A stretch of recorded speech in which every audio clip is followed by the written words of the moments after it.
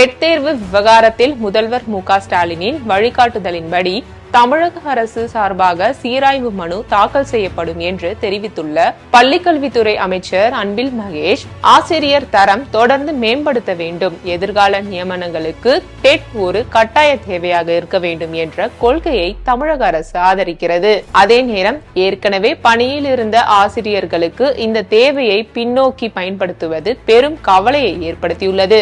நடைமுறையில் இருந்த சட்டங்கள், விதிகள் மற்றும் நடைமுறைகளுக்கு உட்பட்டு ஆசிரியர்கள் பணியமர்த்தப்பட்டனர். பல ஆண்டுகளுக்கு பிறகு அவர்கள் மீது புதிய தகுதியை விதித்து அவர்கள் தகுதி பெறவில்லை எனில் கட்டாய ஓய்வு அளிப்பது நியாயமானது அல்ல.